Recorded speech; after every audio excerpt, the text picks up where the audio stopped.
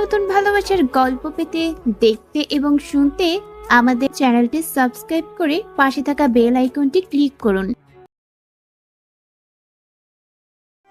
নীলার শাড়িটা এক টানে খুলে ফেলল সেলিম। তারপর সেই শাড়ি দিয়েই নীলাকে মস্ত খুঁটিটার সাথে বেঁধে ফেলল। নীলা বলল, আল্লাহর দোহাই লাগে, আপনি আমার জীবন ভিক্ষা দেন। কিন্তু সেলিম তার অনুনয় শুনল না। সে তার ব্যাগ থেকে কেরোসিনের বোতলটা বের করে নীলার সারা শরীরে কেরোসিন ছিটিয়ে দিল। তারপর পকেট থেকে দিয়াশালাই বের করে বলল, খুনের বদল খুন, খুনের বদল খুন, মৃত্যুর জন্য তুই প্রস্তুত হয়ে যা ডাইনি। সেলিম জ্বলন্ত দিয়াশালাইয়ের কাঠিটা নিয়ে এগিয়ে আসছে নীলার দিকে। নীলা চোখ বন্ধ করে প্রকাণ্ড জোরে চিৎকার করে উঠল। নীলার আজ বাসর। এই বাসরাত যে তার জন্য কাল রাত সে কোনোদিন জানত না আগে। খানিক আগেও সাজসজ্জা করে একেবারে হুড়পুরির মতো সেজেগুজে খাটের উপরে বসে থেকে সে নাইমের জন্য অপেক্ষা করেছে। অপেক্ষা করতে করতে সে নাইমকে নিয়ে কত কিছু ভেবেছে। একবার ভেবেছে তাদের প্রথম সন্তান যদি ছেলে হয় তবে তার নাম রাখবে নিভির, আর মেয়ে হলে নোলক। ভাবতে ভাবতেই সে ভেবেছে, ছি, এসব কি ভাবছি। লজ্জায় নীলা দাঁতের জিভ কেটেছে 3 বার। তারপর সে ভেবেছে নাইমকে আজ সে বলবে। শুনুন, আপনার কাছে আমার একটা চাওয়া আছে। নাইম যদি অবাক হয়ে বলে, কি চাও তুমি আমার কাছে? নীলা তখন আস্তে করে নাইমের কানের কাছে তার মুখ নিয়ে বলবে। আপনাকে আমি ভালোবাসতে চাই। নাইম কি তখন হো হো করে হেসে উঠবে, নাকি তাকে জড়িয়ে ধরে বলবে? তুমি অনেক ভালো নীলা, অনেক অনেক ভালো। নীলা নিজে নিজেই ফিক করে হেসে উঠল। তারপর আবার জিভ কেটে বলল, আর হাসবো না আমি। নাইম এসে যদি দেখে আমি হাসছি, তখন তো সে ভাববে আমি মনে হয় বোকা, নয়তো ভাববে আমার উপর জিনপুরের কোনো আসর আছে। হাসবে না বলে জিভ কেটেও সে আবার হেসে উঠল। তারপর বলল, যা, এখন থেকে নাইম না আসা পর্যন্ত আমি হাসতেই পারবো, হাসতেই থাকবো। কিন্তু মানুষ যা ইচ্ছে করে তা কি আর সবসময় সে করতে পারে? নীলাও পারল না। সে এখন আর হাসতে পারছে না, সে এখন কাঁদছে।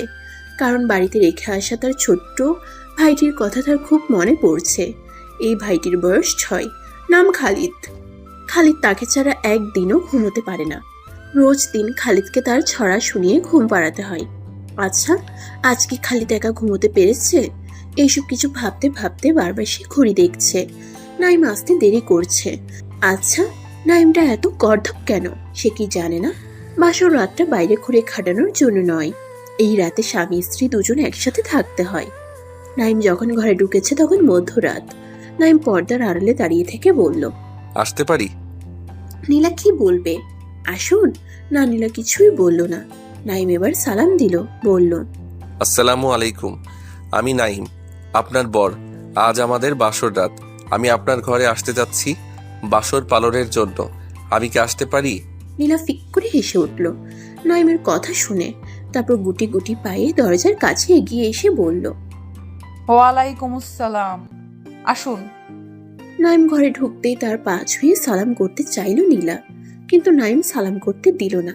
সে খানিক সরে গিয়ে বলল, সালাম করতে হবে না, তার চেয়ে বরং আপনি আমার একটা হাত ধরুন।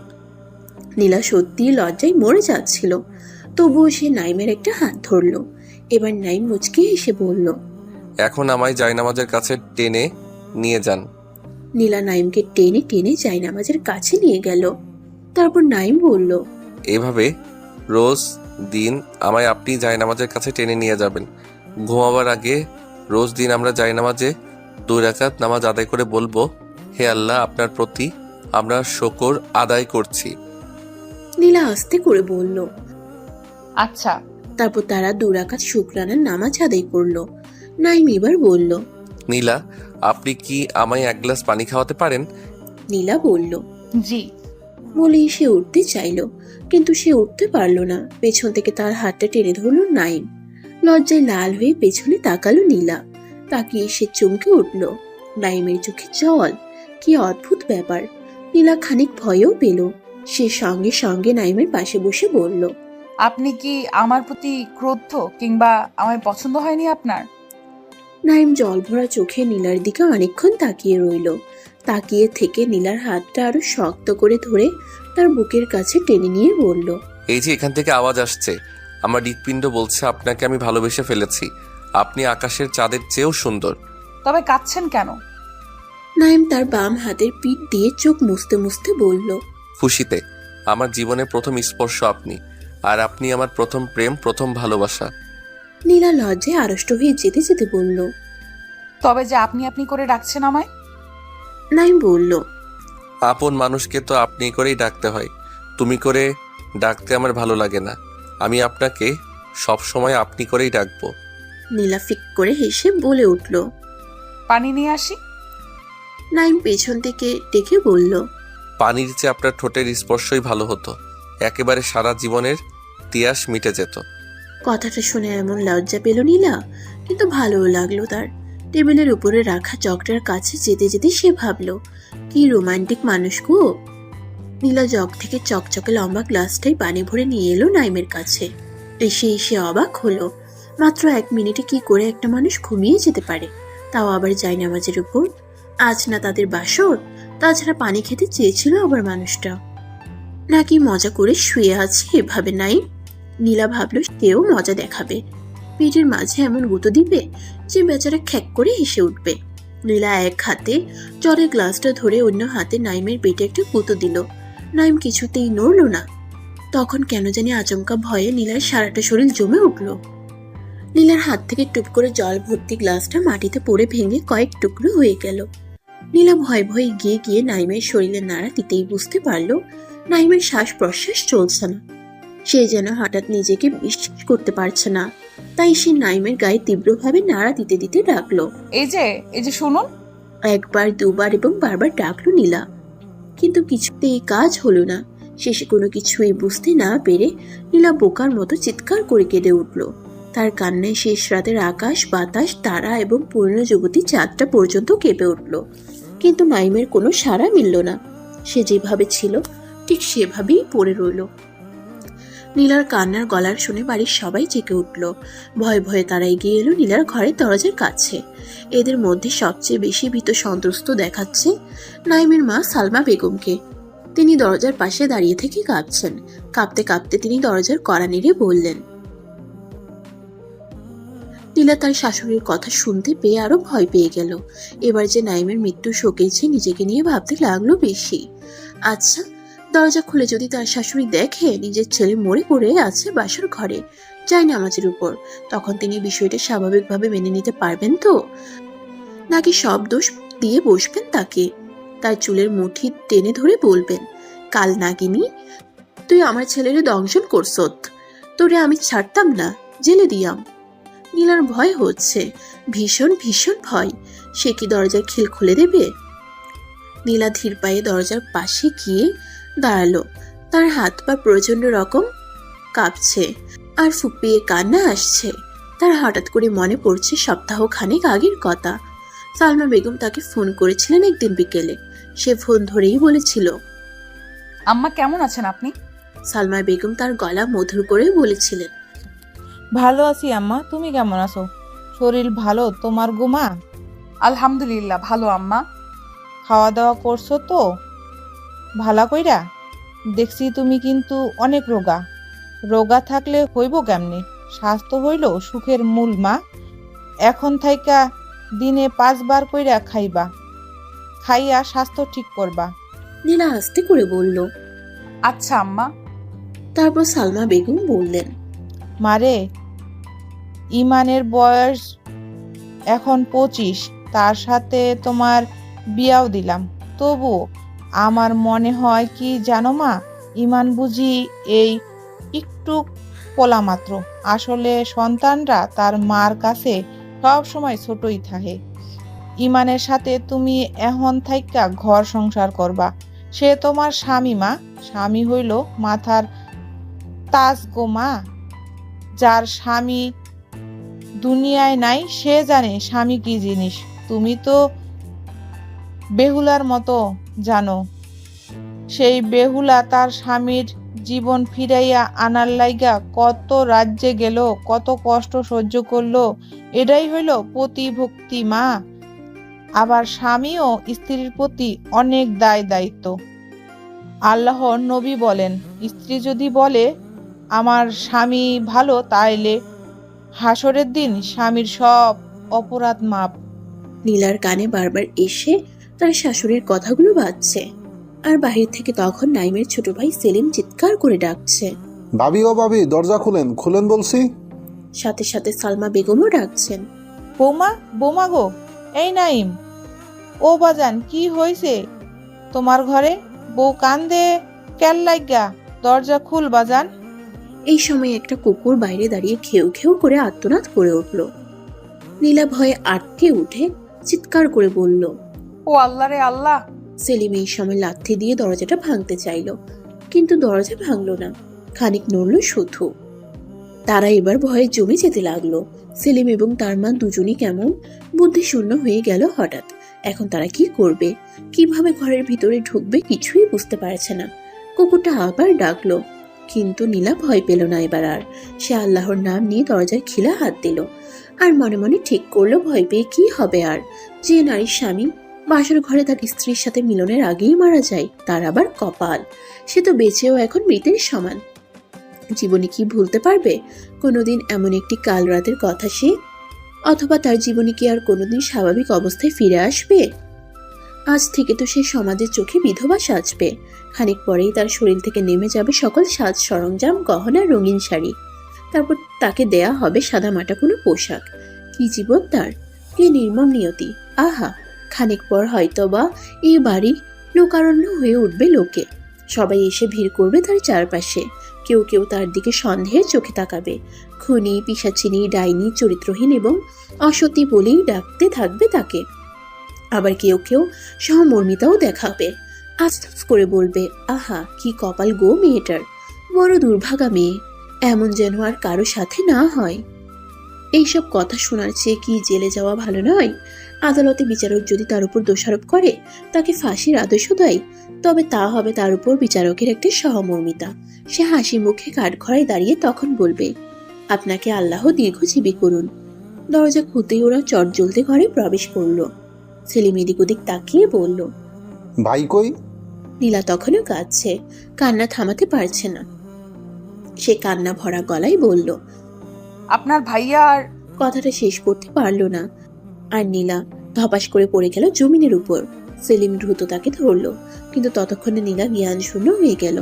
সেলিম যখন নীলার মুখের দিকে লক্ষ্য করলো, তখন দেখলো ওর মুখ দিয়ে ফ্যানের মতো কি যেন বের হচ্ছে, আর এক পাটি দাঁতের সাথে অন্য পাটির দাঁত একেবারে মিশে গেছে।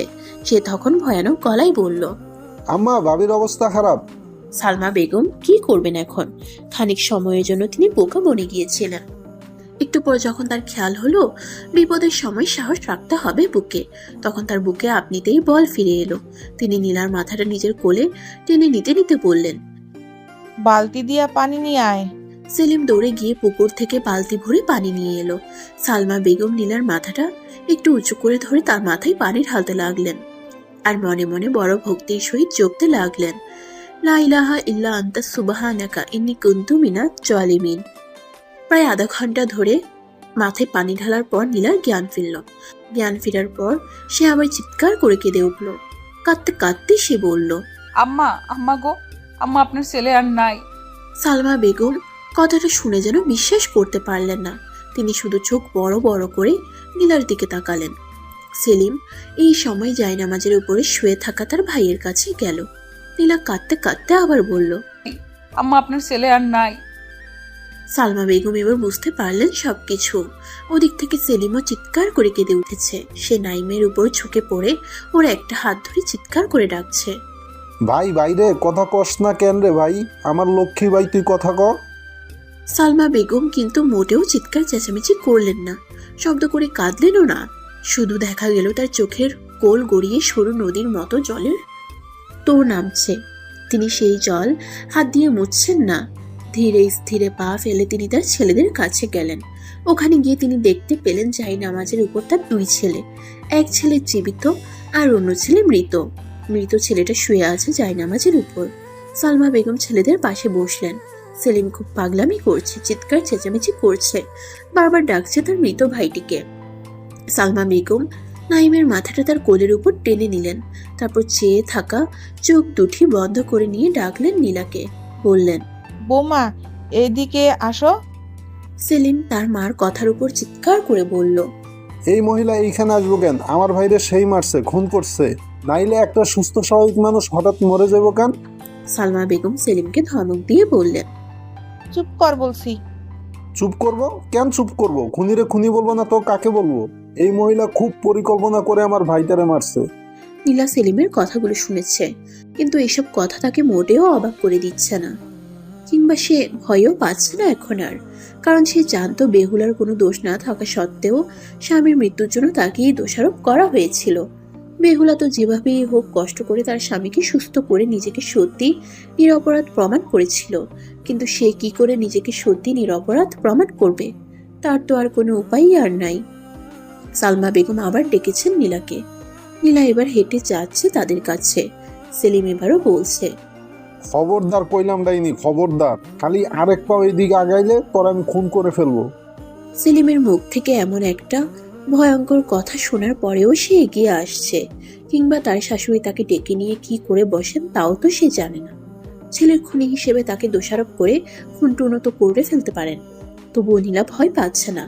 সেলিম এখনো চিৎকার করে বলছে, এই খুনি থাম তুই, এইদিকে আর একটা পাও ফেলবি না বলছি। আমি কিন্তু তোরে খুন করে ফেলবো বলতেছি, সত্যিই খুন করে ফেলবো। নীলা তবুও এগিয়ে যাচ্ছে। কি সাহস তার! সেলিম খানিক ক্ষিপ্রই ছিল তখন।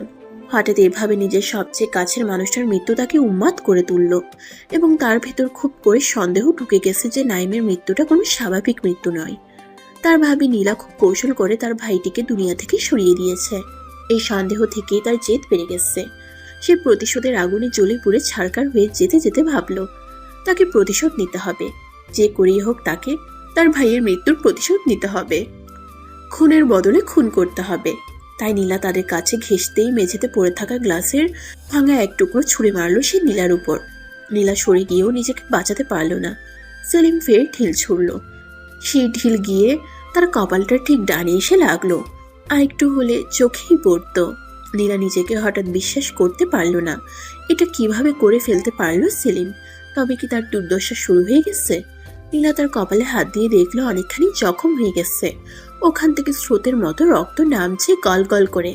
সেই রক্তে ভিজে যাচ্ছে তার গালের এক পাশ, গলা আর বিয়ের রঙিন শাড়িখানিও। সে এখন হতভম্ব, স্থবির এবং ভীত সন্ত্রস্ত হয়ে ঠাই দাঁড়িয়ে আছে।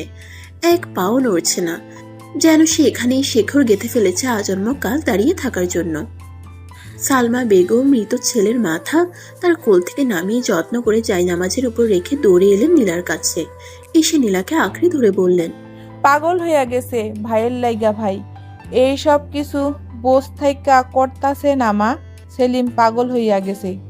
নীলা কোনো কথা বলল না তার শাশুড়ির কথার পরে। সে যেভাবে ছিল সেভাবেই দাঁড়িয়ে আছে এখনো। তুমি আসো, আমার সাথে আসো।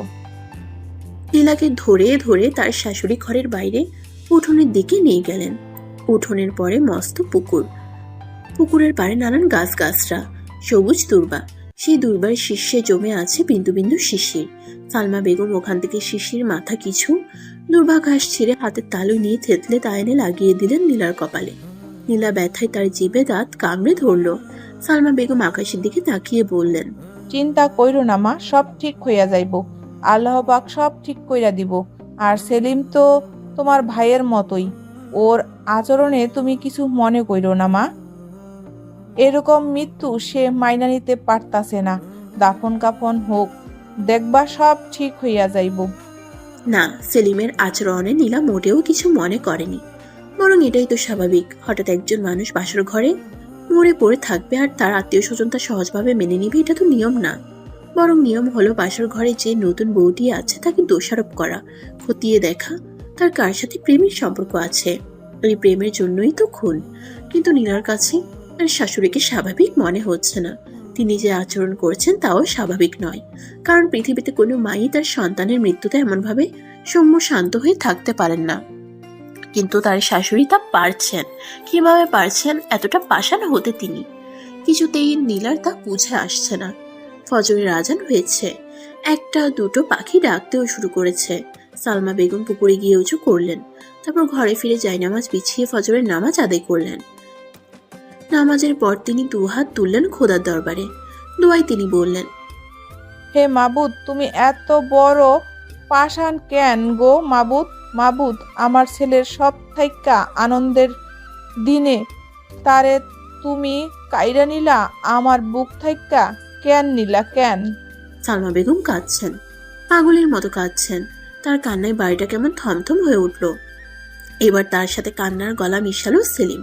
সে তার মায়ের কাছে এসে মার গলায় জড়িয়ে ধরে বলল, ভাই নাই আর আম্মা, আমার কলিজার টুকরা ভাই আর নাই। সালমা বেগম ছেলের মাথায় হাত বুলিয়ে দিতে দিতে বললেন, নিয়তি, নিয়তির বাপ। এই পৃথিবীতে নিয়তির খেলা হইল সবচেয়ে বড় খেলা। নিয়তির চাইতে বড় কোনো সত্য নাই বাপ। সেলিম ফুপিয়ে উঠল আবার। সে বলল, আম্মা, আমি নিয়তির উপর ছাড়বো না বিষয়টা। আমার মন বলছে ভাবির হাত আছে ভাইয়ের মৃত্যুতে। মানুষের মৃত্যুতে মানুষের কোনো হাত থাকে না রে বাপ, হাত থাকে আল্লাহর। তিনি ইচ্ছা করলেই মানুষ মরে, ইচ্ছা করলেই বাঁচে। সেলিম তার মার প্রতি ক্ষিপ্ত হয়ে উঠল।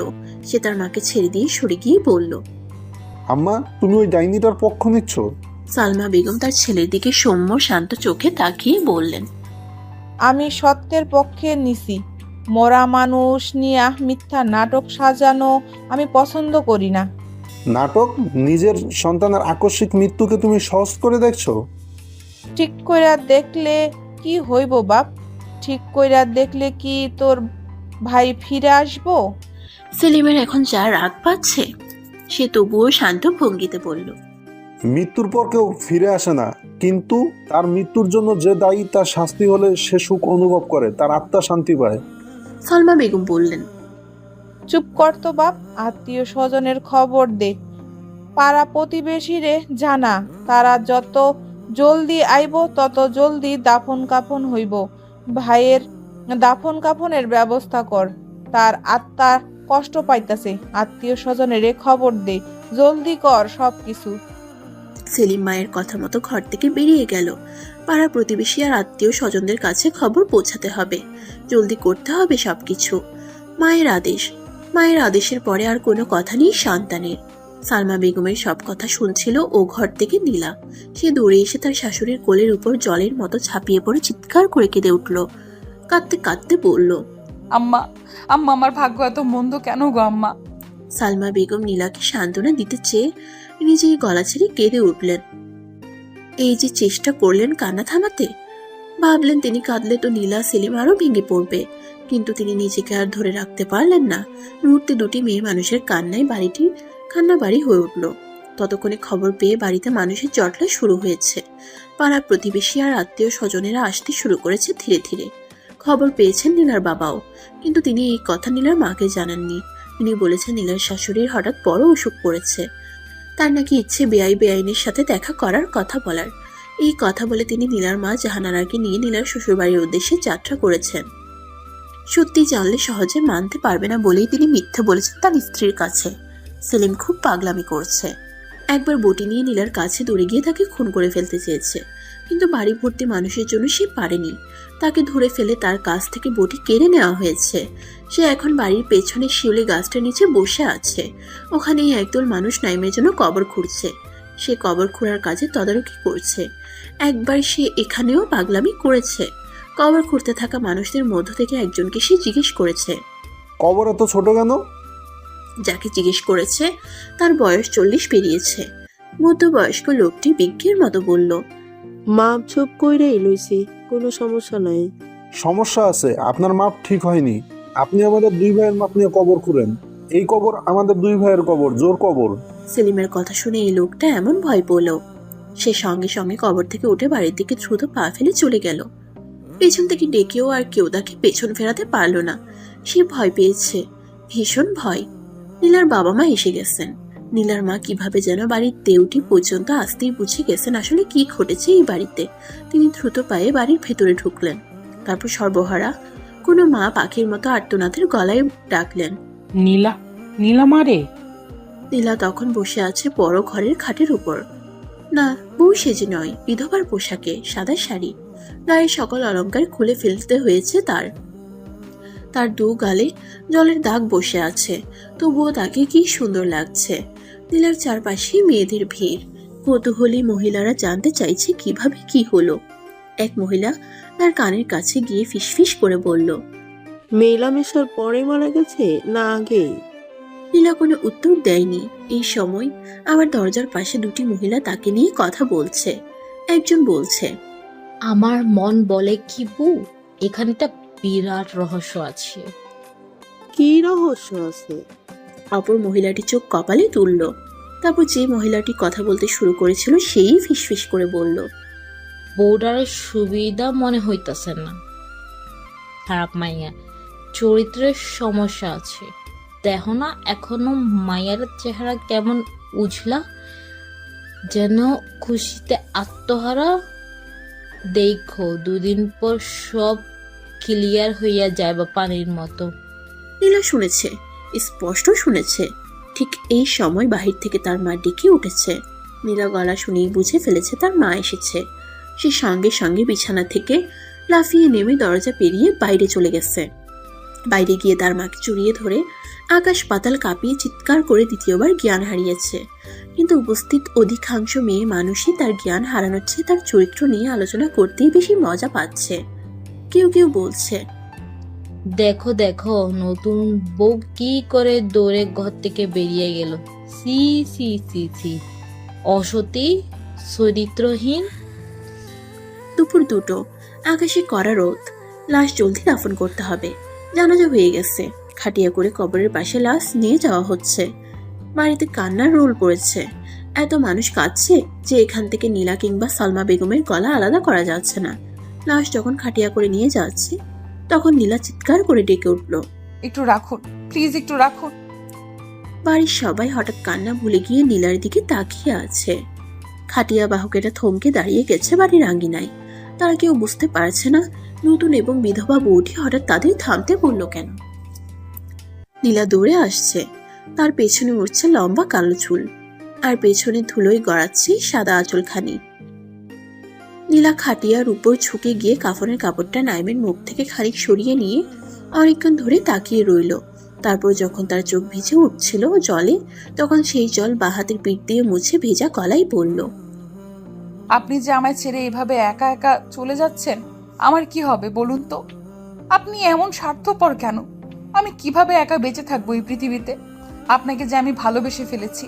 আপনি কি জানেন না নারীরা খুব মায়াবতী হয়? বিয়ের পর নারীরা শুধু তার স্বামীকেই ভালোবাসে। আপনি কি জানেন না একজন নারীর কাছে তার স্বর্গ তার স্বামী? তারপর সে নাইমের মুখে, কপালে আর নাকে খানিক ছুঁয়ে দিল তার হাত। তার ভেজা হাতের স্পর্শ কি নাইম পাচ্ছে? মানুষ মৃত্যুর পরেও কি তার প্রিয়জনদের স্পর্শ পায়? যদি পেত তবে তার মাঝে এখন তার মরে যাওয়ার স্থানটিতে পড়ে গড়াগড়ি করে রোদন করছে তার টের পেত নীলার ভালোবাসা, সেলিমের ভ্রাতৃত্বের দৃঢ়তা। ওরা জানতো নীলা সহজে লাশের কাছ থেকে সরবে না, তাই তারা নীলার বাবাকে ডাকলো। ফৈজুর রহমান তার শক্ত হাতে নীলাকে ঝাপটে ধরে রাখলেন, আর এই সুযোগে তারা লাশ নিয়ে চলে গেল কবরের কাছে। নীলা কাঁদছে, রোদন করে কাঁদছে আর বলছে, আপনি তো বলে গেলেন না আমি এখন কি করব। আপনি না বলেছিলেন আপনাকে রোজ দিন জায়নামাজের কাছে হাত টেনে টেনে নিয়ে যেতে? এখন তো আপনিই চলে গেলেন। আপনি কি ভীষণ মিথ্যাবাদী। নীলার বাবা ফৈজুর রহমান মেয়েকে কত করেছে সান্ত্বনা দিচ্ছেন, কিন্তু এতে কোনো কাজ হচ্ছে না। নীলা কাঁদছে, যেন কাঁদতে কাঁদতে সেও আজ মরে যাবে। সেলিম আবার পাগলামি শুরু করেছে। নাইমের লাশ কবরে নামাতে দিচ্ছে না। চিৎকার করে কাঁদতে কাঁদতে বলছে, আমি ভাইকে ছাড়া থাকতে পারবো না, আমি ভাইকে ছাড়া থাকতে পারবো না, আমি ভাইকে কবর দিতে দেবো না। সবাই বুঝ দিচ্ছে, কিন্তু কাজ হচ্ছে না। তার মা এলে কাজ হবে, মাকে মানবে এই ভেবে তার মাকে ডাকা হলো। সালমা বেগম এসেছেন। তার ভিতরে পুরে ছারখার হয়ে যাচ্ছে, তবুও তিনি এমন ভান করলেন যেন তিনি শক্তপোক্ত আছেন। তিনি ছেলেকে আদেশ করলেন, বাবা এদিকে আয়, আয় আমার কাছে আয়। সেলিম তার মার ডাকে সাড়া দিয়ে সঙ্গে সঙ্গে মার কাছে চলে গেল। সালমা বেগম ছেলেকে জড়িয়ে ধরে বললেন, আমার এক ছেঁড়া চইলা গেছে, তুইও যদি এরকম করস তখন আমার কি ভালা লাগে বাপ? সেলিম কাঁদতে কাঁদতে বলল, আমি পারি না, ভাইকে বলতে পারি না আমি আম্মা। সালমা বেগম ছেলের সাথে নানান কথা বলতে লাগলেন। তখন নানান বুঝ দিলেন ছেলেকে, আর এই সুযোগে তারা কবর দিয়ে ফেলল নাইমের। সাথে সাথে সেই কবরে বাঁশ দিয়ে বেড়া দেওয়া হলো। কালকের জীবন্ত হাসি খুশি মানুষটা এখন কবরের ভেতরে। আহা কি জীবন, ক্ষুদ্র জীবন। জাহানারা বলছেন নীলাকে সাথে করে বাড়ি নিয়ে যাবেন। স্বামীহীন মেয়ের তো এখানে থেকে কোনো লাভ নেই। তাছাড়া এমন না যে তার মেয়ের বিয়ের বছর খানিক পরে তার স্বামী মারা গেছে, এমনকি দিন 10ও নয়, বাসরের আগেই মৃত্যু। তিনি তার মেয়েকে বিধবা হতে দিবেন না, কিছুতেই না। মেয়েকে তিনি বললেন এইসব সাদামাটা কাপড় ছেড়ে তার রঙিন কাপড় পরতে। তার মেয়ে বিধবা নয়, এটাই তিনি প্রমাণ করতে চাইছেন। কিন্তু নীলা তা মানছে না। সে তার মায়ের কথার প্রতিবাদ করেছে, বলেছে, বিয়ের পর কোনো মেয়ের স্বামী মারা গেলে সে বিধবাই হয় মা। জাহানারা মেয়ের কথায় চমকে গিয়েছেন। তিনি বললেন, বিয়ের পর? কিন্তু তোদের বিয়ের কার্যাবলী তো এখনো শেষ হয়নি। আম্মা, কবুল বললেই বিয়ে হয়ে যায়। আমি কবুল বলেছিলাম এবং মন থেকেও তাকেই মেনে নিয়েছিলাম। আমার স্বামী মারা গেছে, আমাকে 4 মাস এখানে থাকতে হবে। এর আগে কোনোভাবেই বাড়িতে যাব না আমি। ফৈজুর রহমান বললেন। এটাই বরং ভালো। অবশ্য সালমা বেগম এই বিষয়ে কিছু বললেন না। তিনি শুধু নীলাকে বললেন, মাগো, তোমার যা ইচ্ছা তাই করো। তুমি যদি মনে করো বাড়ি চলে যাইবা যাও, এইখানে থাকার ইচ্ছা থাকলে থাকো। তোমার মনের অবস্থা খারাপ তা আমি জানি। আমার কোনো অধিকার নাই তোমার উপর জোর কর খাটাইবার। নীলার কেন জানি এই মহিলাকে খুব আপন মনে হচ্ছে। হঠাৎ কেন জানি মনে হচ্ছে এই মহিলাকে ছেড়ে সে কিছুতেই কোথাও যেতে পারবে না। চলে গেলে তিনি অনেক কষ্ট পাবেন, অনেক অনেক কষ্ট পাবেন।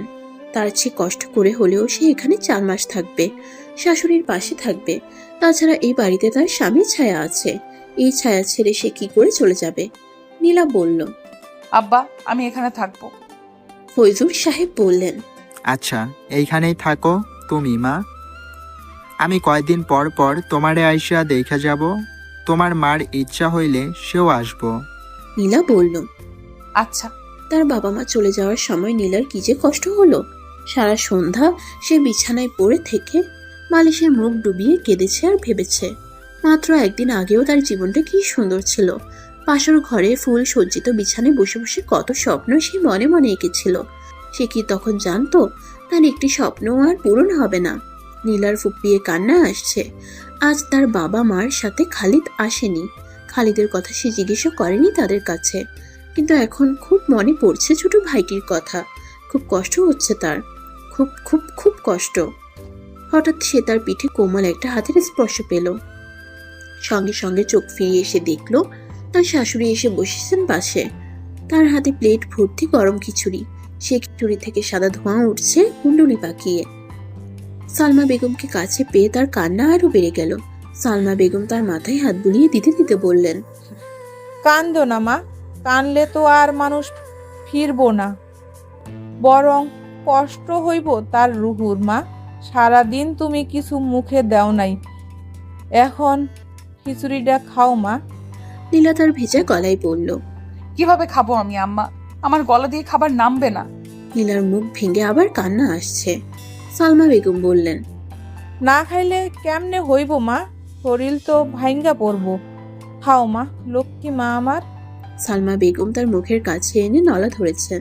নীলা জানে তার শাশুড়িও সারাদিন কিচ্ছু মুখে তুলেনি।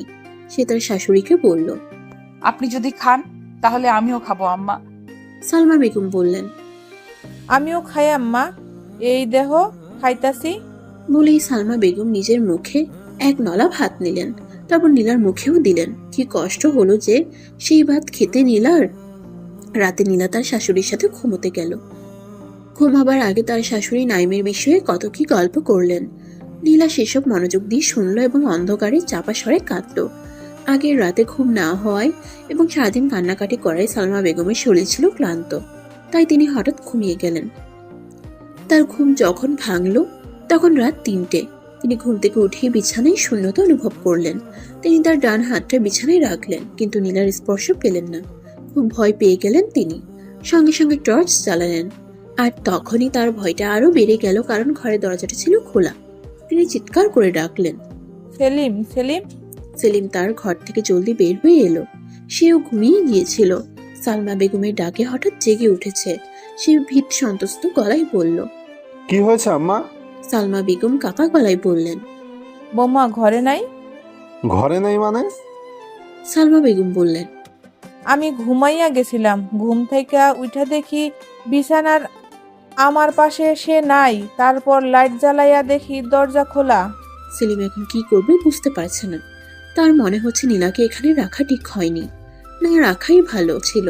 তার ভয় হচ্ছে, ভীষণ ভয়। আর মনে হচ্ছে নীলা মেয়েটি সাধারণ কোনো মেয়ে নয়, সে অনেক ধূর্ত, তার চরিত্রে রহস্য আছে, গভীর রহস্য। সেলিম ভাবছে, তার ভাবনাকে এলোমেলো করে দিয়ে হঠাৎ সালমা বেগম বললেন, আমার পেছনে পেছনে আয় বাপ। সেলিম কিছুই বুঝতে পারছে না তার মার কাণ্ড কারখানা। তবে তার মায়ের আদেশ তার যে করেই হোক পালন করতে হবে। সে হাঁটছে, তার মায়ের পিছু পিছু হাঁটছে, কিন্তু বুঝতে পারছে না তার মা এই এত রাতে কোথায় যাবে।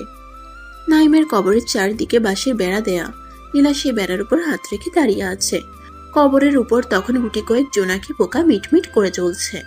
নুনের বন থেকে কামিনী ফুলের মিষ্টি অথচ মনকাড়া গন্ধ আসছে বাতাসে ভেসে। নীলা হঠাৎ কথা বলল, আপনি আমায় ডেকেছিলেন কেন? ভয় পেয়েছিলেন বুঝি একা একা? না, আমি ভয় পাই না। আমি পুরুষ মানুষ। পুরুষ মানুষ কখনো ভয় পায় না। তাহলে ডেকেছিলেন কেন? আপনার সাথে কথা বলতে খুব ইচ্ছে করছিল। সারাদিন তো মানুষ ছিল আমার চারপাশে, তাই কথা বলতে পারিনি। এখন পরিবেশ নীরব, নিস্তব্ধ, কেউ নেই আমার পাশে। এই তো কথা বলার সময়, তাই আমি আপনাকে ডেকেছি। আমার সাথে আপনার এত কথা বলতে ইচ্ছা হয় কেন? আমি আপনার কে? এমন উদ্ভট প্রশ্ন শুনে নাইমের যা মন খারাপ হলো, তবুও কি প্রিয়তমা স্ত্রীকে তার মন খারাপই দেখানো যায়?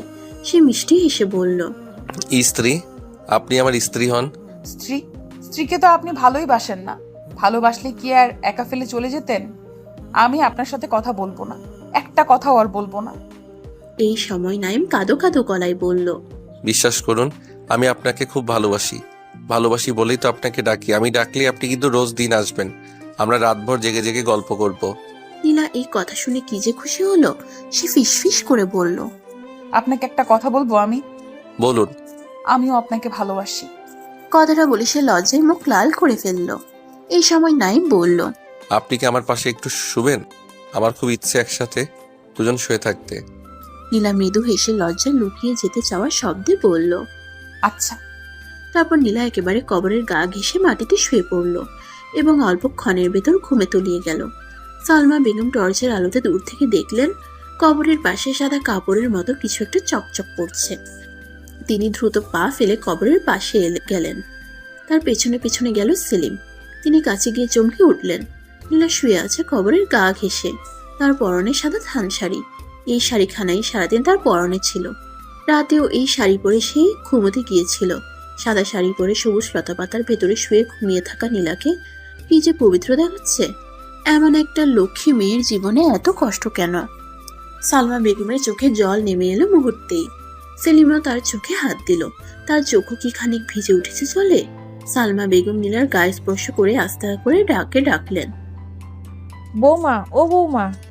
নীলা চমকে উঠে তাকাতেই দেখলো তার শাশুড়ি তার গা ছুঁয়ে আছে এবং চারদিকে তাকিয়ে দেখলো ঘন অন্ধকার। সে অন্ধকারের ভেতর টর্চ হাতে দাঁড়িয়ে আছে সেলিম। সেলিমকে দেখে তার ভয়ে বুক জেমে উঠল।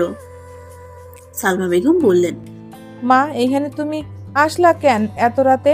জায়গাটা তো ভালো না। নীলা কথা বলল না। সে চুপচাপ উঠে বাড়ির পথ ধরলো। সালমা বেগম আর কিছু বললেন না, চুপচাপ হাঁটছেন আর কথা বলল সেলিম। সে থমথমে গলায় বলল, কাল সকালে ওনার বাপরে খবর দেবো আম্মা। কি খবর দিবি? আটকে ওঠা গলায় জিজ্ঞেস করলেন সালমা বেগম। সেলিম বলল, এইখানে কোন ভরসায় ওনারা রাখবেন আপনি? ওনার ব্রেইনের সমস্যা। পাগল ছাড়া কি নিশিরাতে কেউ এমনি কবরের পাশে গিয়ে শুয়ে থাকে? নীলা কথাগুলো শুনছে আর হাঁটছে। তার কাছে এই কথাটির জবাব আছে, কিন্তু সে জবাব দিচ্ছে না, কারণ কথাটি তার কাছে সরাসরি বলেনি সেলিম। কথা বলেছে সালমা বেগমের কাছে। সালমা বেগমই জবাব দিলেন, বললেন, বৌমা, পাগল হইলে তো তুমিও পাগল। তুইও তো ভাইয়ের লগে কবরে থাকতে চাইছিলি। সেলিম কি বলবে এখন? তার কাছে কোনো যুক্তি নেই। তবুও সে বলল, আম্মা, তুমি শুধু শুধু বিপদ ডেকে আনতাছো। ওনার এইখানে থাকার কোনো মানে হয় না।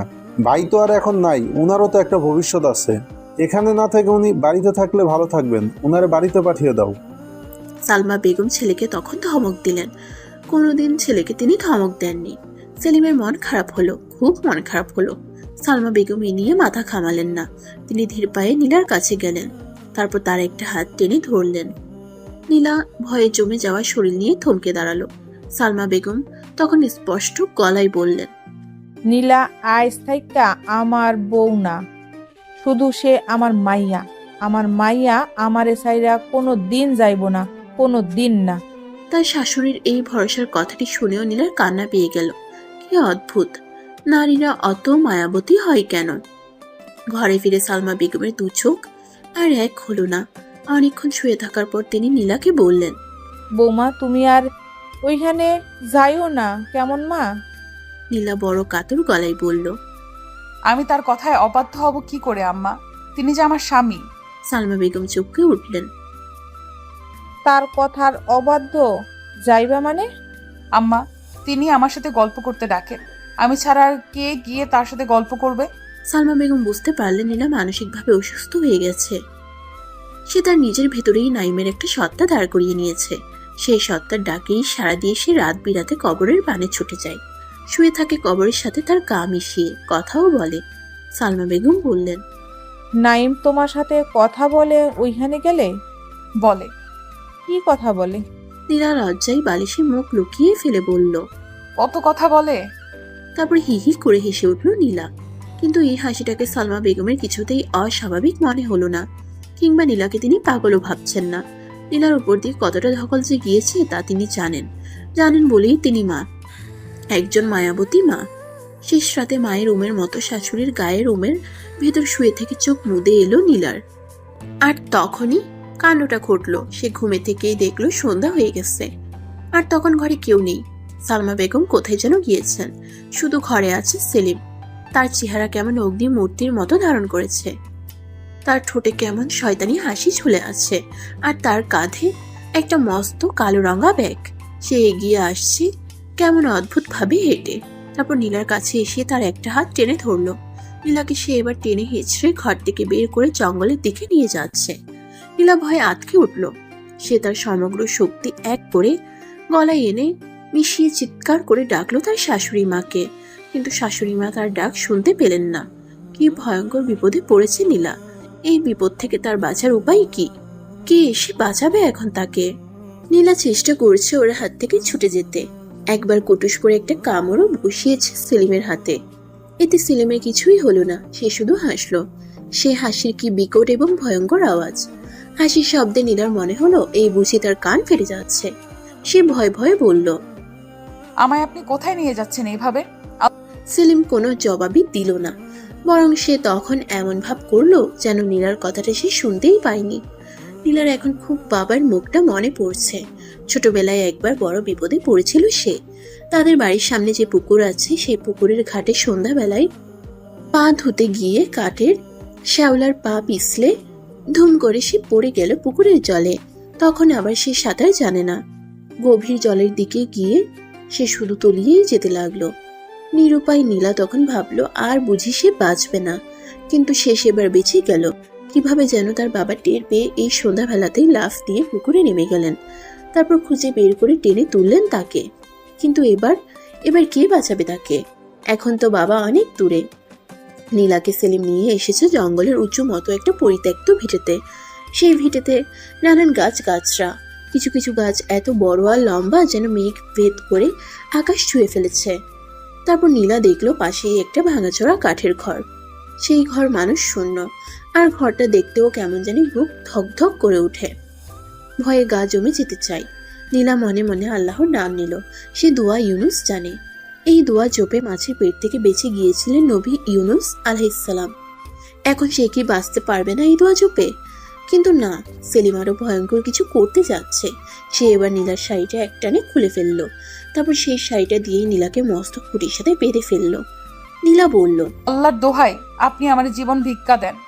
কিন্তু সেলিম তার অনুনয় শুনল না। সে তার ব্যাগ থেকে কেরোসিনের বোতলটা বের করে নীলার সারা শরীরে কেরোসিন ছিটিয়ে দিল। তারপর পকেট থেকে দিয়াশলাই বের করে বলল, খুনের বদল খুন, খুনের বদল খুন। মৃত্যুর জন্য তুই প্রস্তুত হয়ে যা ডাইনি। সেলিম জ্বলন্ত দিয়াশলাইয়ের কাঠিটা নিয়ে এগিয়ে আসছে নীলার দিকে। নীলা চোখ বন্ধ করে প্রকাণ্ড জোরে চিৎকার করে উঠল, বাঁচাও, বাঁচাও। সালমা বেগম হঠাৎ আঁতকে উঠলেন নীলার চিৎকার শুনে। তিনি আধ ঘুমো চোখে তাকিয়ে দেখেন নীলা থরথর করে কাঁপছে, আর তার সারা শরীর কোল কোল করে ঘামছে। সালমা বেগম তার পিঠে হাত রেখে বললেন, কি হয়েছে মা, কি হয়েছে? খারাপ স্বপ্ন দেখছো গো মা? নীলার মুখ দিয়ে কোনো রা বের হচ্ছে না। অনেকক্ষণ চেষ্টা করার পর বড় কষ্ট করে সে বলল, পানি, পানি খাবো। সত্যি পানির তেষ্টায় তার গলা শুকিয়ে কাঠ হয়ে গেছে। সালমা বেগম তড়িঘড়ি করে বিছানা থেকে লাফিয়ে উঠে রান্নাঘরে গেলেন। ওখান থেকে গ্লাস ভর্তি পানি এনে দিলেন নীলার হাতে। নীলা সেই পানি ঢক ঢক করে গিলে ফেললো মুহূর্তেই। তারপর হাঁপাতে হাঁপাতে বলল, সেলিম, সেলিম ভাই আমায় মেরে ফেলতে চায়। সালমা বেগম কিছুই বুঝতে পারলেন না। তিনি নীলার ভয় মাখা নীল মুখটার দিকে ফ্যাল ফ্যাল করে তাকিয়ে রইলেন। নীলা তারপর সবকিছু খুলে বলল। সালমা বেগম হেসে বললেন, সকালবেলার স্বপ্ন হইল মিশা স্বপ্ন। এই স্বপ্ন দেখা ডরানোর কিছু নাই মা। সকল মন্দ আল্লাহ পাক তরাইয়া নিব। আসল কথা কি মা, নাইমের মরণের দিন সেলিমের আচরণে তোমার ভেতরে ডর ঢুকা গেছে, এই জন্যই এমন স্বপ্ন দেখছো। নীলা কথা বলল না, চুপ করে রইল। সালমা বেগম বললেন, সেলিন এরকম না মা, তার ভেতরে রাগ গোসা বলতে কিছুই নাই। মা ঠান্ডা মানুষ, কিন্তু ওই দিন তার ভাইয়ের মৃত্যু তারে অনেক কষ্ট দিছে। সেই কষ্ট সহ্য করতে না পাইরা সে তোমার লগে এমন করছে। নীলা বলল। মা, আমার এখানে ভয় করে, অনেক ভয় করে। সালমা বেগম হেসে বললেন, কোনো সমস্যা নাই, তোমার আব্বার কাছে খবর পাঠাইছি, তিনি আইসা তোমারে নিয়ে যাবেন। তারপর যখন ভয় কাটবো তখন আসবা। নীলা বলল। আচ্ছা। ফৈজুর রহমান এসেছেন নীলাদের বাড়িতে। মেয়েকে সঙ্গে করে নিয়ে যাবেন তিনি। কিন্তু সমস্যা হলো, নীলা এখন বলছে সে যাবে না। সে রান্নাঘরে গিয়ে তার শাশুড়ির কাছে কেমন মনমরা হয়ে বসে রইল। সালমা বেগম লক্ষ্য করে বললেন, মনমরা কেন গো মা? নীলা প্রায় কেঁদে ফেলল। সে কেঁদেই বলল, আমি যাব না আম্মা, এখানেই থাকবো। সালমা বেগম হাসলেন। তারপর নীলার কাছে এসে তাকে জড়িয়ে ধরে বললেন, ফৈজুর রহমান তার মেয়েকে পাগলের মতো ভালোবাসেন। নীলা যখন বাবার কাছে এসে দাঁড়িয়ে বলল, আব্বা, আমি 4 মাস পরে যাব এখান থেকে, এখন যাব না। ফৈজুর রহমান খিলখিল করে হেসে উঠে বললেন, ঠিক আছে মা। নীলা তখন খালিদের কথা জিজ্ঞেস করলো। সে বলল, বাবা খালিদ কেমন আছে? ভালো আছে। আমার কথা জিজ্ঞেস করে না? করে তো, প্রথম প্রথম কাঁদতো তোর লাইগা, এখন অবশ্য কাঁদে না। মাঝে মধ্যে মনে হইলে জিজ্ঞাসা করে, বুবু আসবো কখন। নীলার কেন জানি হঠাৎ কান্না পাচ্ছে। সে এবার জিজ্ঞেস করলো, খালিদ কি একা একা ঘুমাতে পারে? তার মার সাথে ঘুমায়। নীলার এবার যা কান্না পেল, সে সত্যি হাওমাও করে কেঁদে উঠল। কাঁদতে কাঁদতে ভাবলো, মানুষ বড় অদ্ভুত প্রাণী।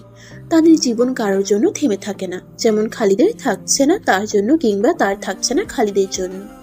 ফয়জুল সাহেবের খারাপ লাগছে, খুব খারাপ লাগছে। তার কান্না আসছে বুক ভেঙে। কান্না আসছে তার মেয়েটির কষ্টের কথা মনে করে। আহারে, এমন লক্ষ্মী একটা মেয়ের জীবনে কি করে এমন হয়ে গেল? কোনো কারোর মেয়ের তো এমন হলো না, তার মেয়ের কেন এমন হলো? তিনি কি অত বড় পাপ করেছেন যে এর এত বড় শাস্তিটা তার মেয়েকেই শুধু পেতে হলো? সময় কারোর জন্য থেমে থাকে না, সে বয়ে চলে তার আপন গতিতে। নীলার বিয়ের আজ 2 মাস 16 দিন পার হলো, আর তার বিধবা হওয়ার আজ 2 মাস 15তম দিন। এই সময়ের প্রত্যেকটা সেকেন্ড জানে নীলার দীর্ঘশ্বাস কতটা ভারী। সে এখন শব্দ করে কাঁদতেও পারে না। সে কাঁদে নীরবে, চুপি চুপি অন্ধকারে। সে এখন শব্দ করে কাঁদতেও পারে না। সে কাঁদে নীরবে, চুপি চুপি অন্ধকারে, যেন কেউ না দেখতে পায় তার এই আহাজারি, তার এই দুঃখ। কিন্তু একজন ঠিক দেখেন তার এই কষ্ট। তিনি জানেন তার দীর্ঘশ্বাসের ওজন। বিকেল, দগদগে সূর্য তেজ হারিয়েছে অনেকখানি। নীলা রোজ দিনের মতো নাইমের কবরের কাছে অনেকক্ষণ দাঁড়িয়ে থাকার পর বাড়ি ফিরছিল। এই সময় সে মধ্যবয়স্ক 2জন মেয়ে মানুষের গলায় থমকে দাঁড়ায়। ওরা কথা বলছে ঘরের বারান্দায় বসে। একজন নীলাদের ঘরের কাজের মেয়ে কুলসুম, আর অন্যজন ও বাড়ির খালেদা দাই। খালেদা দাই বলছে, মানসি কয় না, মার চাই মাসি দরদ বেশি, নইলে কি নিজের বাপ মা থইয়া মরাপতির মায়ের বাপের সেবার লইয়া পুইরা থাকে কোনো মানুষ? কুলসুম তখন খিলখিল করে হেসে উঠে বলল, না গবু, তুমি ঘটনা ধরতে পারো নাই। মার চেয়ে মাসির দরদ বেশি না, স্বামীর চেয়ে দেওরের দরদ বেশি। বলে আবার হেসে উঠল কুলসুম। খালেদা তাই কথাটা শুনে চোখ কপালে তুলল। তারপর অদ্ভুত কণ্ঠে বলল, হাসনি, কুলসু জীবনে মিশা কয় না বউ, সে তার স্পষ্ট নয় না দেখা কথা কয়। কুলসু কি দেখছো? সিগনাল কিছু দেখছো? বউ তুমি এখন যাও তো, আইসে শুনবো পরে। অক্ষুনি যাই আমরা, খালি ক সিগনাল কিছু দেখছো? তুই দেখছি না তো কি রাইতের নিশি হইলেও বুড়ো শহরে রে ঘুম পাতাইয়া ধুইয়া দেওরে শৈলে তা দেয়। বলে অশ্লীল হাসিতে ভেঙে পড়ে কুলসুম। খালেদা দাই দ্রুত পায়ে কেটে পড়ে। নীলার তখন মনে হয় তার পায়ের নিচে কোনো মাটি নেই বুঝি। সে কেমন অসহায়ের মতো আকাশের দিকে তাকায়। তারপর দেখে তার চোখ দুটি চলে চলে উঠছে। সে এবার দ্রুত হেঁটে ঘরের ভেতরে ঢুকে যায়। ঘরের ভেতর ঢুকে দরজাটা ঠাস করে বন্ধ করে দেয়। তারপর বিছানায় উপর হয়ে পড়ে গিয়ে ঢাউস বালিশের পেটে মুখ ডুবিয়ে কাঁদতে শুরু করে। আহা, সে কি কান্না! তার নিজেকে খুব অসহায় মনে হচ্ছে, খুব খুব অসহায়। নীলা ভাবছে তার নিজের কথা, মেয়ে হয়ে জন্মানোর অপরাধের কথা। এখানে থাকা কি তার ঠিক হচ্ছে না? তবে তাকে নিয়ে সমাজের সবাই সমালোচনায় মেতে উঠেছে। এই জন্যই তো সেলিম ওই দিন বলল তাকে বাড়ি চলে যেতে। সে বাড়ি চলে যাবে, এখানে আর এক মুহূর্তও না। নীলা চিঠি লিখলো, তার বাবার কাছে চিঠি লিখলো। সেই চিঠি লিখতে গিয়ে চোখের জলে ভিজে উঠলো অক্ষর। সে আবার সেই চিঠি ছিঁড়ে ফেললো, তারপর আবার লিখলো, আবার ছিঁড়লো। কেন এমন করছে সে? নীলা কি করবে কিছুই বুঝতে পারছে না। সে এখন ভাবছে এতদিন তো সে সহ্য করেছেই, এখন আর কটা দিন? এই তো 4 মাস হয়ে এলো। সে কষ্ট করে থাকবে, থাকতেই হবে যে তাকে। সালমা বেগম ঘরে ছিলেন না, তিনি ও বাড়িতে বেড়াতে গিয়েছিলেন।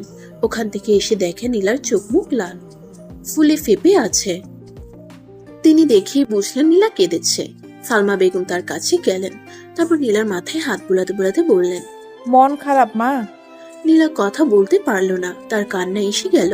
সে কাঁদো কাঁদো গলায় বলল, আমার কষ্ট হয় আম্মা, আমার কষ্ট হয়। সালমা বেগম তাকে সান্ত্বনা দিলেন, বললেন, আল্লাহ পাক সব সমাধান করবেন। কিন্তু নীলা জানে তার জীবনে কোনো সমাধান নাই। কিভাবে সমাধান হবে? একমাত্র মৃত্যুই তার সহজ সমাধান। মৃত্যুর আগে তো আর তার নাইমের কাছে যাওয়া সম্ভব নয়। সে রাতে নীলা এক অদ্ভুত সুন্দর স্বপ্ন দেখলো। সে দেখলো ওই দিনের স্বপ্নের ভিটে খানিয়ে এখন একটা ফুলের বাগান। সেখানে কত জাতের যে ফুল ফুটে আছে, আর কত রঙের প্রজাপতি পাখি। আর ভাঙা ঘরটা এখন নতুন, কি যে সুন্দর লাগছে দেখতে। সে দাঁড়িয়ে আছে ঘরের সামনে, তার পরনে লাল টুকটুকে একটা শাড়ি। সে অপেক্ষা করছে একজনের জন্য। সেই একজনটা কে? নীলা দেখলো সামনের রাস্তা ধরে নীল পাঞ্জাবি পরে কেউ একজন এগিয়ে আসছে। নীলা ভালো করে দেখার চেষ্টা করলো মানুষটাকে, কিন্তু সে স্পষ্ট দেখতে পাচ্ছে না। স্বপ্নেই তার কান্না পেয়ে গেল, ঘুম ভাঙলো তার কান্না নিয়ে। কিন্তু আজকের কান্না সে তার শাশুড়িকে দেখালো না। সে নাইমের কাছে গিয়ে সবকিছু বলবে বলে বিছানা থেকে ধীরে স্থিরে উঠে টিপ টিপ পায়ে দরজা খুলে সে চলে গেল নাইমের কবরের কাছে।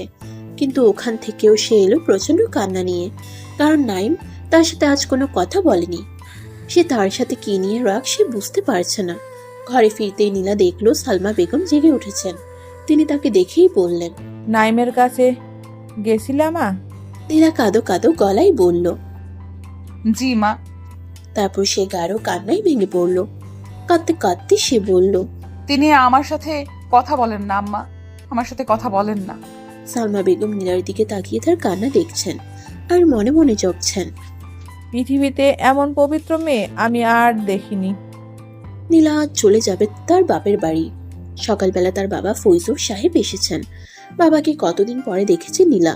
ফৈজুর রহমান ঘরে দৌড়ে এসেই যখন নীলাকে মা বলে ডাকলেন, তখন নীলার খুব অভিমান হলো। তার বাবা অনেক অনেক দিন ধরে তাকে দেখতে আসেন না। এই জন্য সে মনে মনে ঠিক করেছে আজ বাবার কাছেই যাবে না, লুকিয়ে থাকবে। কষ্ট পেয়ে বাবা বুঝুক আপন মানুষদের অবহেলার কি যন্ত্রণা। কিন্তু নীলা কি কষ্ট দিবে তার বাবাকে? ফৈজুর রহমান যখন দ্বিতীয়বার মা বলে ডাকলেন তাকে, তখন ঘরের দরজা একটানে খুলে সে পাগলের মতো দৌড়ে বেরিয়ে গেল তার বাবার কাছে। তারপর বাবার বুকে জলের মতো ঝাঁপিয়ে পড়ে হাউমাউ করে কেঁদে উঠল। এই যে কত অভিমানের কান্না, কত ভালোবাসার কান্না, তাকে সহজ করে দুবাক্যে প্রকাশ করা যায়? ফৈজুর সাহেবের বুকে নীলা ছোট ছোট কিল বসিয়ে কান্না ভেজা গলায় বলছে, আব্বা, তুমি আমায় ভুলে গেছো? আমি অপয়া হয়ে গেছি না আব্বা? ফৈজুর সাহেবের 2 চোখ জলে ভরে গেছে। তার জল তেষ্টায় শুকনো গলায় কান্না জমেছে অনেক। তার এই মুহূর্তে মনে পড়ছে সেই ছোট্ট নীলার কথা। তিনি তখন ঢাকায় থাকেন, একটা ফার্মে চাকরি করেন। বাড়ি ফিরেন অনেকদিন পর। সে অনেকদিন পর ফেরার কারণে নীলা প্রথম অভিমান করে থাকতো। তো এক দুবার মায়া ভরে ডাকলে আর গা ধরে থাকতে পারতো না। তখন দৌড়ে এসে ঝাঁপিয়ে পড়তো বুকের উপর। তারপর তার বুকের উপর ছোট্ট গোল গোল হাতের কিল বসিয়ে বলতো, আরো কোনো দিন দেরি করে আসবা তুমি? আরো কোনোদিন দেরি করে আসবা? যদি আরেকবার দেরি করে আসো তবে কিন্তু মেরে ফেলবো তোমায়। ফয়জুর রহমানের চোখ থেকে জল নেমে পাঞ্জাবি ভিজে যাচ্ছে। তিনি হঠাৎ কেঁদে উঠলেন শব্দ করে। এক অপার্থিব দৃশ্য। বাবা আর মেয়ে দুজনকে জড়িয়ে ধরে কাঁদছে। এমন দৃশ্য বড় মায়াময়। সালমা বেগম এই দৃশ্য দেখে আবেগপ্রবণ হলেন।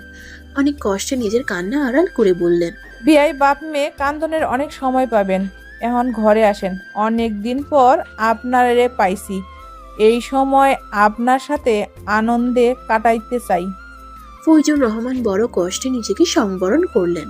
তারপর নীলাকে শান্ত করে তার একটা হাত ধরে ঘরে গেলেন। নীলা তার বাবার সাথে খাটের উপর বসতে বসতে বলল, খালিদ কেমন আছে আব্বা? ভালো আছে, আমার সাথে আসতে চাইছিল, আমি নাই। আনলেন না কেন আব্বা? বড় অভিমানী গলায় কথাটা বলল নীলা। ফয়জুর রহমান বললেন, আজ তো তুই আমার সাথে যাবি, আনলে আর লাভ কি? ছোট মানুষ, শুধু কষ্ট করে হেঁটে আসবে। এই সময় ঘরে এলো সেলিম। সে এসে সালাম দিয়ে জিজ্ঞেস করলো ফয়জুর রহমানকে। নীলা তখন ওখান থেকে উঠে চলে যেতে বলল, তোমরা কথা বলো আব্বা, আমি শরবত নিয়ে আসি। নীলা উঠে যেতেই শরবত নিয়ে এলেন সালমা বেগম। তিনি এসে শরবত দিয়ে আবার চলে গেলেন। ফয়জুর রহমান শরবত খেয়ে ট্রের উপর শূন্য গ্লাসটা রাখতে বললেন, জমিনে ধানের সাজ কেমন গো বাবা? পোকা টোকা তো ধরে নাই? সেলিম বলল, না তালই সাহেব, আলহামদুলিল্লাহ ধানের সাজ ভালো। এখন একটু বৃষ্টি হলেই অনেক ভালো ধান হবে। ফয়জুর রহমান হাসলেন, হেসে বললেন, আজ তো নীলাকে নিয়ে চলেই যাব। তুমি মাঝে মধ্যে বেআইন সাহেবকে নিয়ে বেরাবা আমাদের বাড়িতে। ফয়জুর রহমানের কথাটা শুনে সেলিমের কেন জানি হঠাৎ কষ্ট অনুভব হলো। এই এতদিন ধরে নীলা এখানে থাকায় সে তো তাদের ঘরেরই একজন হয়ে উঠেছিল, আর এখন চলে যাবে এই কথা ভেবেই তার কষ্ট হচ্ছে। তার এখন মনে হচ্ছে পৃথিবীটা কি ভীষণ অদ্ভুত এক জায়গা, এবং মানুষের জীবনটা আরো বড় অদ্ভুত। আর যদি তার ভাই বেঁচে থাকতো তবে নীলা এখানেই থাকতো, কোনোদিন চলে যেত না। তার ভাইয়ের ছোট ছোট ছেলে মেয়ে হতো। সেই ছেলে মেয়েরা তার হাত ধরে খুঁটি খুঁটি পায়ে হাঁটতে হাঁটতে ডাকতো কাকা কাকা বলে। আহারে, এমন কেন হলো তবে? তারপর সেলিম ফয়জুর রহমানকে নিয়ে গেল নাইমের কবরের কাছে। কবরটা কেমন এখন পুরনো দেখাচ্ছে। কবরের ভেতর শ্যাওলা জমেছে, লতা পাতাও বেড়ে উঠেছে কিছু। সেলিম কবরের বেড়ায় হাত দিয়ে হাউমাউ করে কেঁদে উঠল। ফয়জুর রহমান তাকে জড়িয়ে ধরলেন, ধরে ভেজা গলায় বললেন, কাইন্দো না বাপ, ভাইয়ের আত্মায় কষ্ট পাইব। সালমা বেগম চুপ হয়ে আছেন, একটা কথাও বলছেন না। তার চোখ টলমল করছে জলে। নীলা অনেকক্ষণ ধরে দাঁড়িয়ে আছে তার শাশুড়ির কাছে। সে কাপড় চোপড় পরে প্রস্তুতি নিয়ে দাঁড়িয়ে আছে।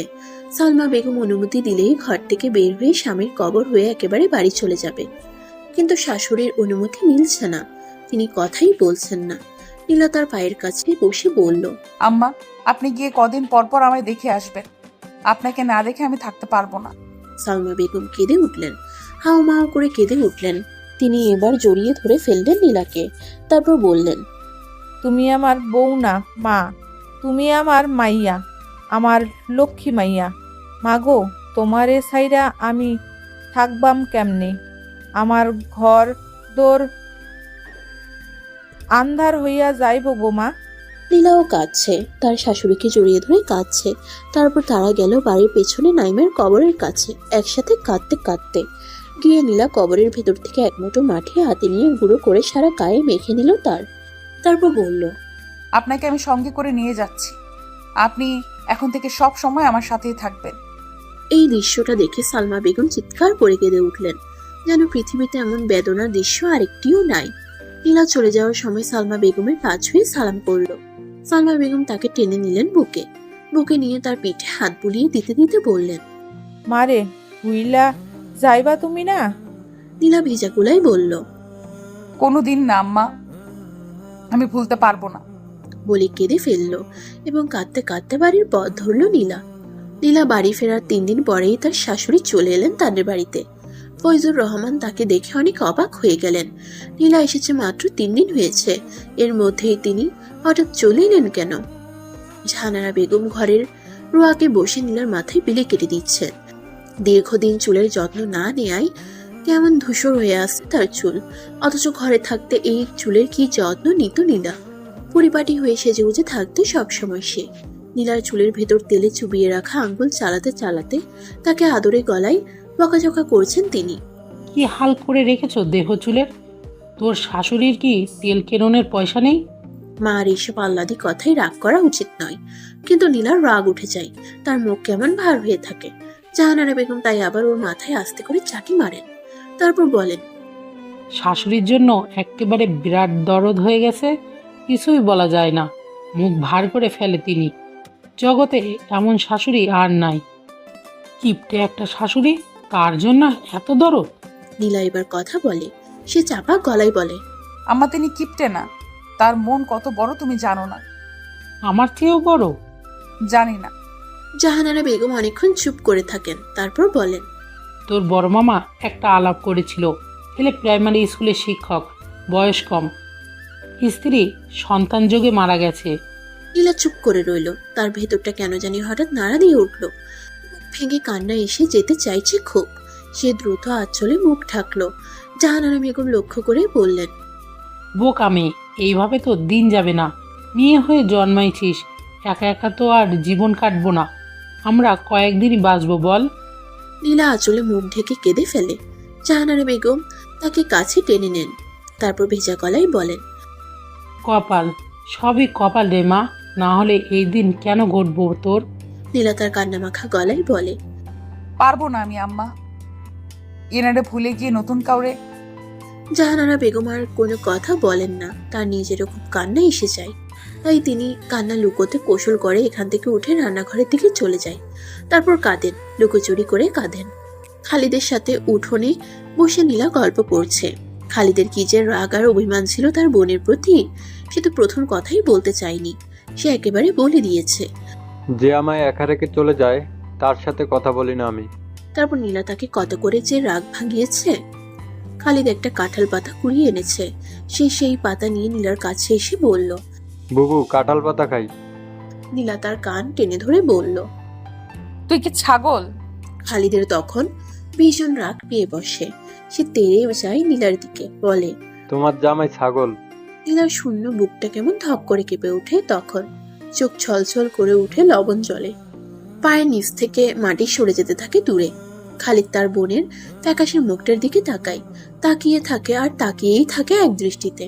ফয়জুর রহমান খেতে কুমড়োর মাছা বাঁধছিলেন। ক্ষেতের গা ঘেঁষে ছুটে গেছে শহরের দিকে কাঁচা সড়ক। সেই সড়কে একজন মেয়ে মানুষকে হেঁটে আসতে দেখে তিনি হঠাৎ থমকে দাঁড়ালেন। এই মহিলাকে তিনি চেনেন, নীলার শাশুড়ি সালমা বেগম। তিনি বুঝতে পারলেন না কিছুই। নীলা বাড়ি ফেরার 3 দিন পরে তার শাশুড়ি চলে এলেন তাদের বাড়িতে। ফয়জুর রহমান তাকে দেখে অবাক হয়ে গেলেন। নীলা এসেছে মাত্র 3 দিন হয়েছে, এর মধ্যে তিনি হঠাৎ চলে এলেন কেন? সালমা বেগম দূর থেকেই চিনে ফেললেন ফয়জুর রহমানকে দেখে, তাই কাছে এসে বললেন, থাকতে পারলাম না বেয়াই।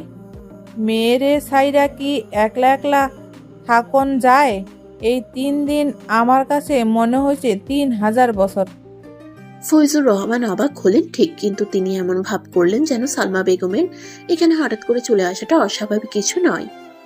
ফয়জুর রহমান মাচা বাঁধার কাজ রেখে সালমা বেগমের ব্যাগটা হাতে নিয়ে বললেন, আসেন বেয়াই সাহেব। তারপর যেতে যেতে কত কথা বললেন তারা। সালমা বেগম জিজ্ঞেস করলেন নীলার কথা, আর ফয়জুর রহমান জিজ্ঞেস করলেন সেলিমের কথা, গোয়ালের গরু বাছুরের কথা, ধানি ক্ষেতের কথা। জাহানারা বেগম নীলার শাশুড়িকে এভাবে হঠাৎ চলে আসতে দেখে চমকে উঠলেন। মনে হলো তিনি রাগও হয়েছেন খানিক। কেন জানি তার ঈষৎ রাগ সালমা বেগমের প্রতি।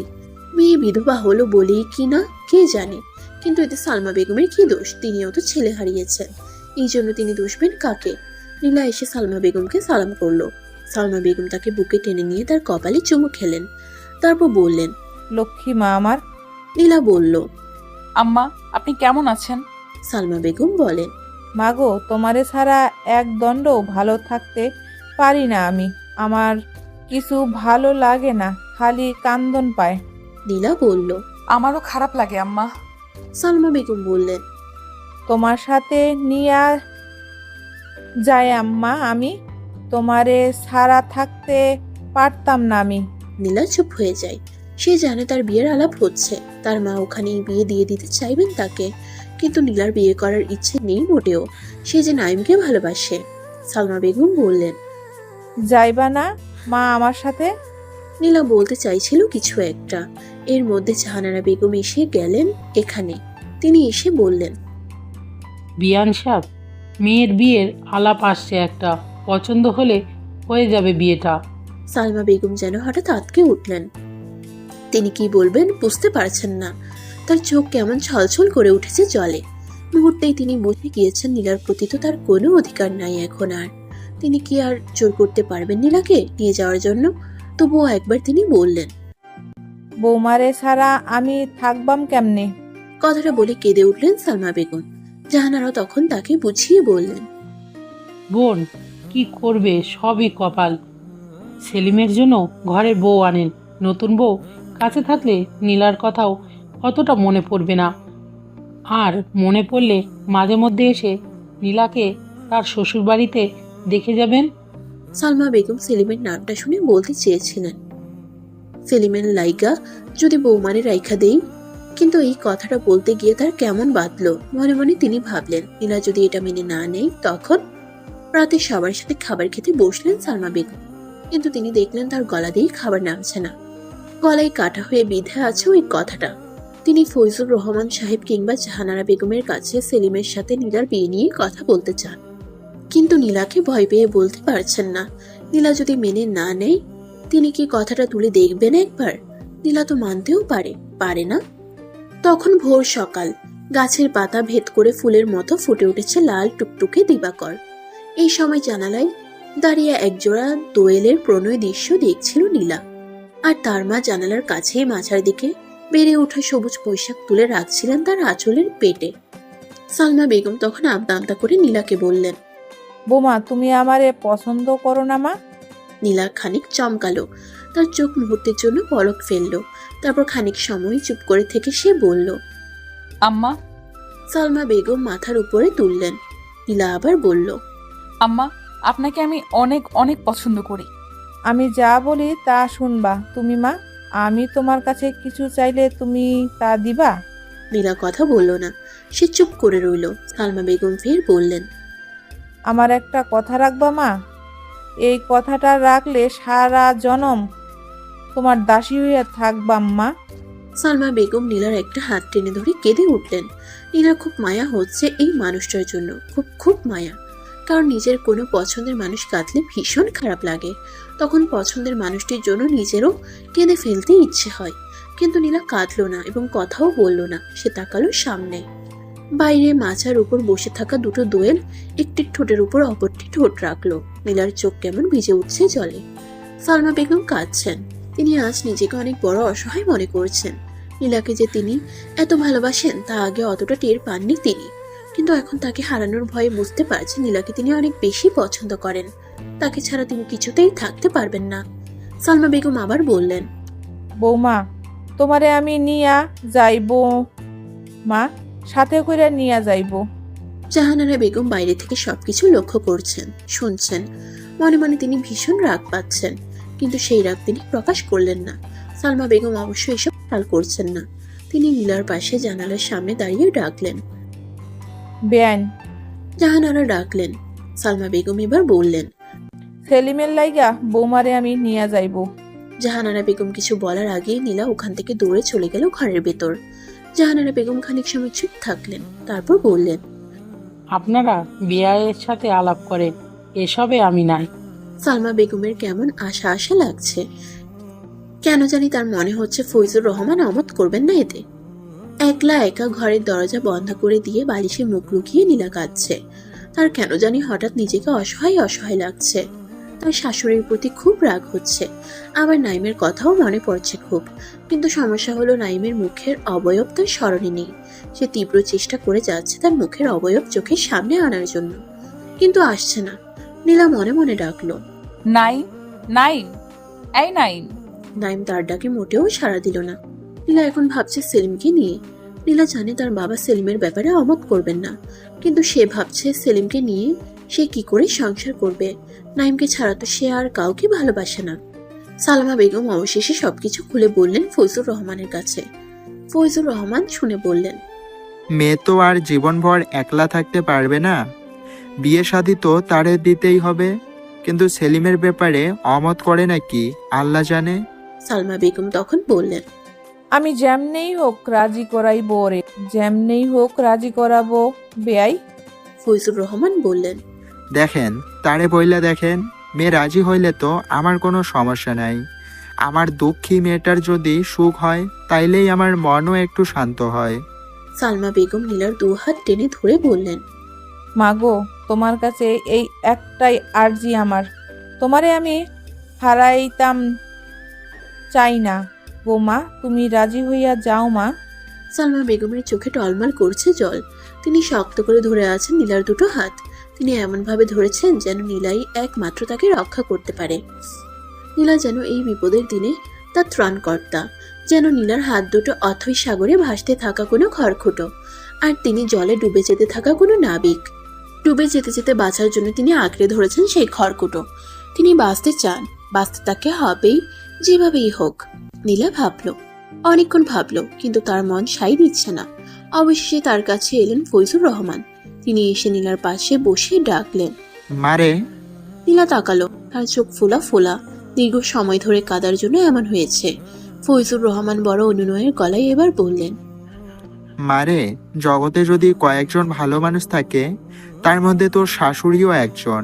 এই মানুষটার মনে কোনো প্যাচগোছ নাই রে মা। বড় সরল মহিলা তিনি।